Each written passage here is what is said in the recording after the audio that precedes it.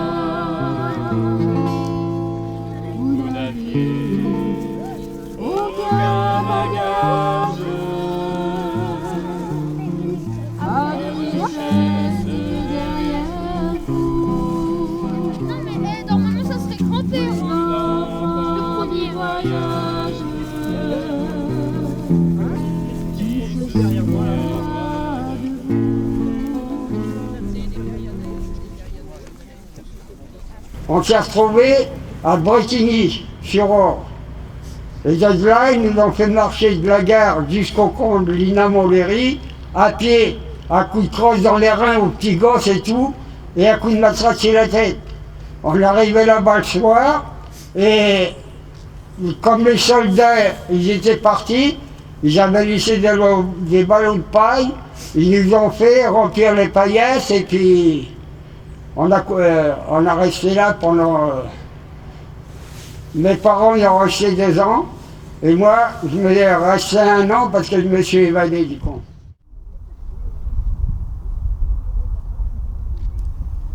Article 1er. La circulation des nomades est interdite sur la totalité du territoire métropolitain pour la durée de la guerre. Article 2. Les nomades, c'est-à-dire toute personne réputée telle dans les conditions prévues à l'article 3 de la loi du 10 juillet 1912, sont astreints à se présenter dans les 15 jours qui suivent la publication du présent décret à la brigade de gendarmerie ou au commissariat de police le plus proche. Circuler, il n'y a rien à voir, j'ai déjà dit. Brigadier Tribut, contingent 82 section adjudant Champ d'Orge, de la PIF, la police de l'intérieur des frontières de la France. Des papiers d'identité, tu es 2 fois français. Allez, beau jour, travaille maintenant. Il leur sera enjoint de se rendre dans une localité où ils seront tenus à résider sous la surveillance de la police. Cette localité sera fixée pour chaque département par arrêté du préfet.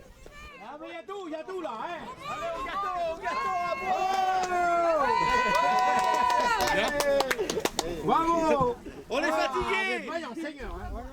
Les infractions à ces dispositions seront punies d'emprisonnement de 1 an à 5 ans. Fait à Paris le 6 avril 1940, Albert Lebrun. regarde, il est tout chaud. À la chambre du... Donne-le à Raymond là-bas. Chambre du café. Attends, Le sucre. les enfants. Attends, la poudre, elle était là tout de suite. Je t'assure plein de sucre. Le sucre. Bois ton café chaud. Tiens, tiens. J'en ai.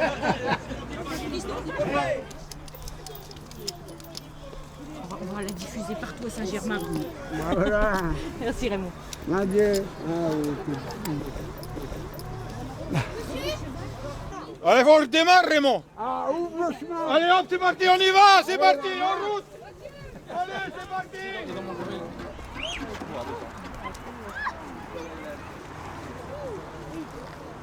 Tu m'as mettre Rayat, tu t'aurais fusillé. Oh non, pas ça, madame. Allez, en route. Circulez, il n'y a rien à voir. On se dépêche, on ne traîne pas derrière. Bravo, vos journalistes. Donc de 1940 à 1946, là on se dit tiens 1946, pourquoi la guerre en France pour nous on dit c'est plutôt 1939-1944. Les derniers internés tziganes vont être libérés des camps français en 1946.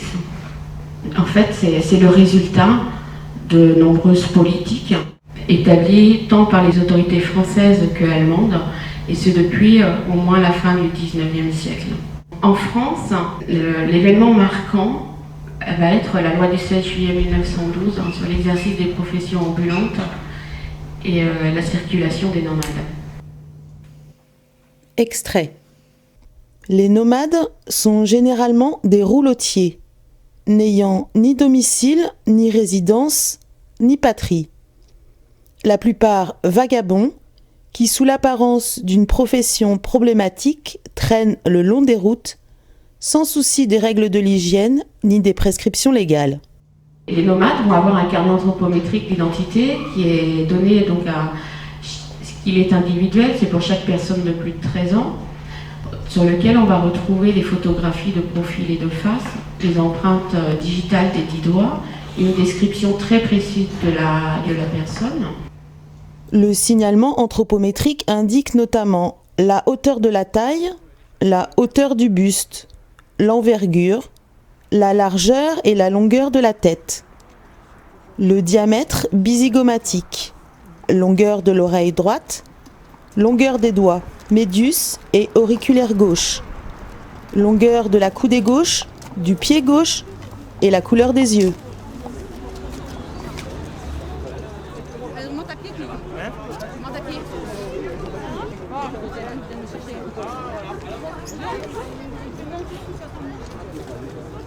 Vous savez, vraiment des choses comme ça, il ne faudrait plus que ça se refasse parce que, encore aujourd'hui, vous savez, nous sommes encore malmenés. Nous avons des carnets qu'il faut faire signer tous les 3 mois, comme des voleurs, comme des brigands. Ah, je voudrais qu'un jour, que ce papier-là, que ça disparaisse et qu'on mette à jour des papiers au moins qui sont un peu normaux pour les gens du voyage. Non pas comme des brigands, comme des voleurs.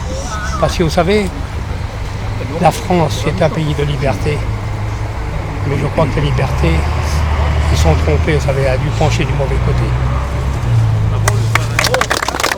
Cette difficulté d'être reconnu dans la société, elle précède depuis bien longtemps la Deuxième Guerre mondiale, c'est depuis des siècles.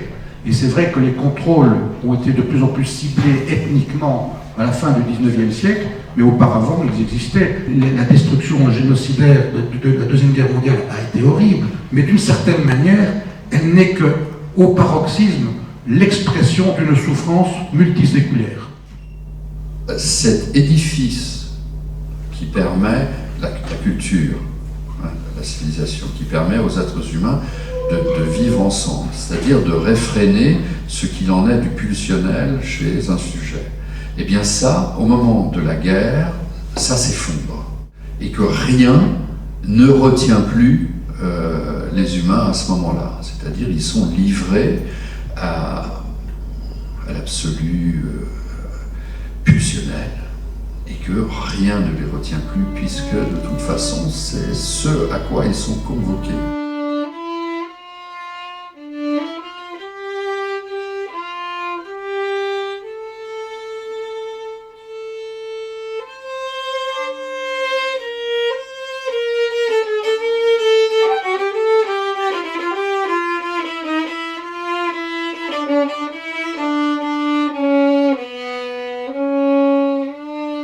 Si je pouvais revenir petit, dans l'époque où on était les plus heureux du monde.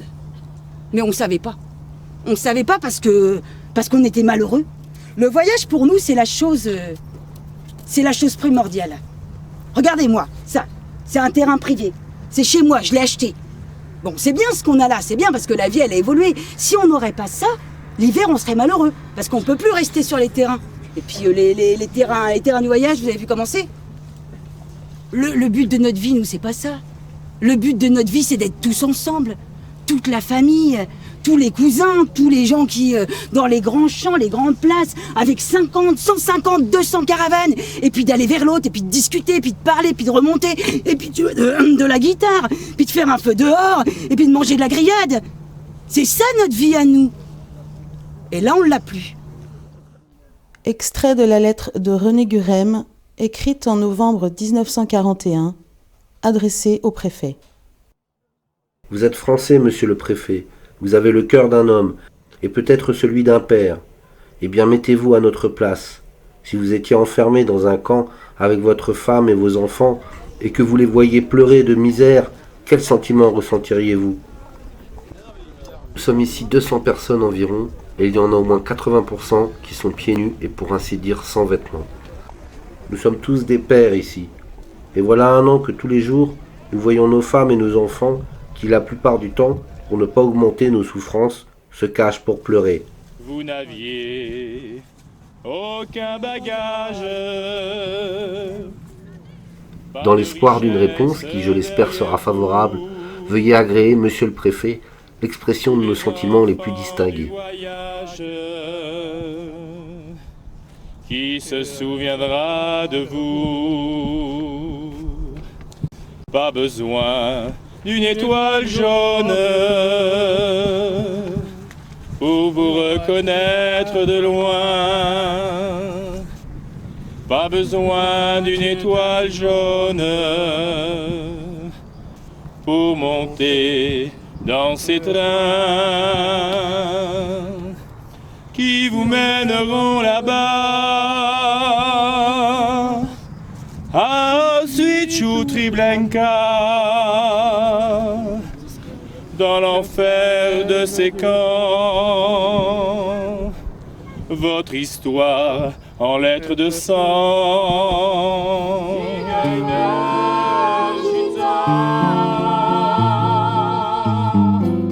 Il aura fallu du temps pour que les livres d'histoire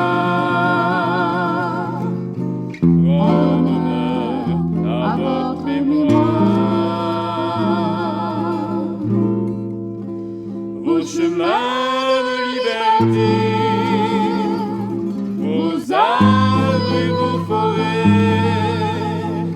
derrière les barbelés, là-bas vous y pensiez.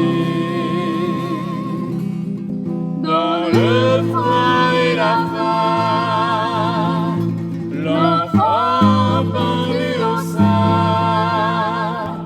poussait un dernier cri du fond des camps. Demeter, Joseph, Maître, Farsi, Petrobos, Todor, Frise, Toloche, Vadoche, Parado, Vandemelel, Leroux, Gurem, Delage, Ornec, Toupin, Cortés, Rudy.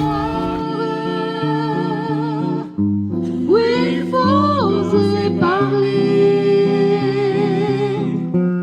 de cette page d'histoire. L'Holocauste oublié.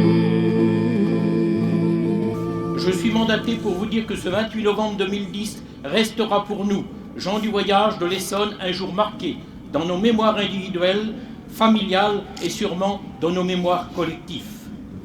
Je voudrais vous dire aussi que ce soir, c'est comme si l'histoire et mémoire s'autorisaient enfin l'une l'autre, le travail d'histoire s'imposant à la mémoire et la mémoire faisant surgir l'histoire du silence et du non-dit où elles étaient jusqu'à présent. Une inscription dans la pierre, dans la mémoire de la pierre, disent les textes officiels. Une inscription dans le visible, dans ce que l'on peut voir et toucher tous les jours, notamment en passant ici, dans ce lieu. Nous aurait aidé, nous sommes renvoyés à l'éphémère, à quelques cailloux blancs que nous venons de déposer là, marqués du nom des familles internées à l'INAS. Mais des cailloux que nous allons garder, bien garder, jusqu'à ce qu'une stèle, une plaque, une pierre soit posée dans un lieu signifiant pour tous.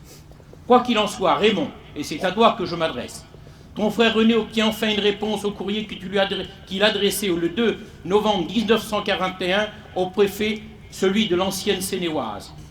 Il demandait aux autorités de l'État, au nom de tous, pourquoi.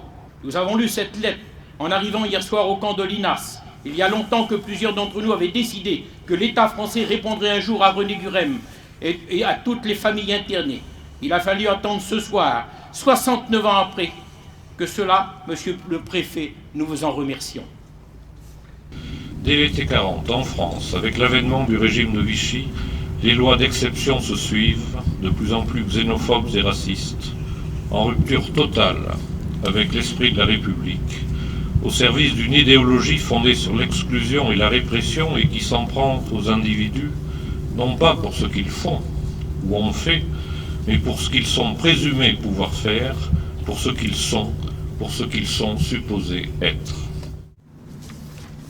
En France, ce sont quelques 6500 personnes, hommes, femmes, vieillards, enfants, dont une immense majorité de nationalité française, qui furent persécutés et privés de liberté alors qu'elle la chérissait tant.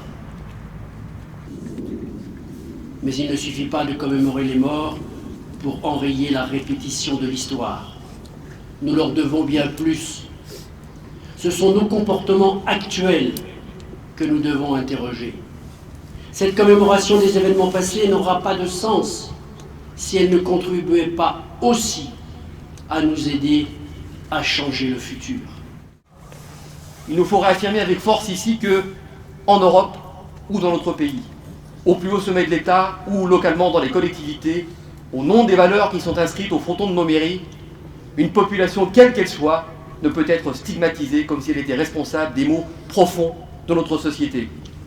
Car ce dont nous avons besoin dans les mots et dans les politiques publiques, c'est d'entrer dans un cycle vertueux de la confiance, dans lequel la population des tziganes et voyageurs sera à même de rentrer dans un dialogue constructif pour négocier normalement par ses représentants la spécificité de son habitat et de son mode de vie dans l'espace public.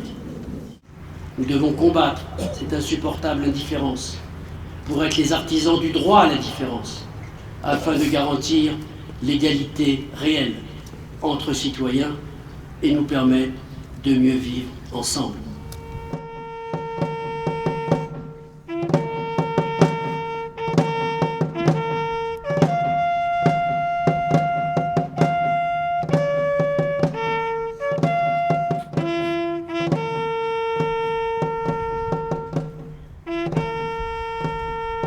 Dans ce pays, il y a quelques hommes et quelques femmes qui sont toujours debout.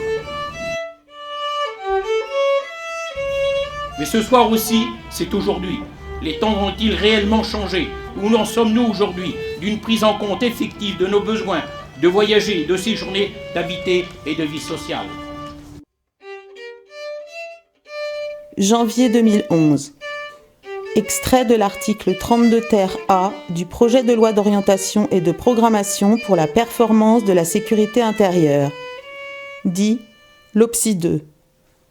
Lorsqu'une installation illicite en réunion sur un terrain appartenant à une personne publique ou privée en vue d'y établir des habitations comporte de graves risques pour la salubrité, la sécurité ou la tranquillité publique, le représentant de l'État dans le département ou à Paris le préfet de police peut mettre les occupants en demeure de quitter les lieux. Les occupants auront 48 heures pour exécuter la mise en demeure. Passé ce délai, ils seront passibles d'une amende de 3 750 €. Le préfet pourra ensuite demander au juge la destruction des constructions illicites.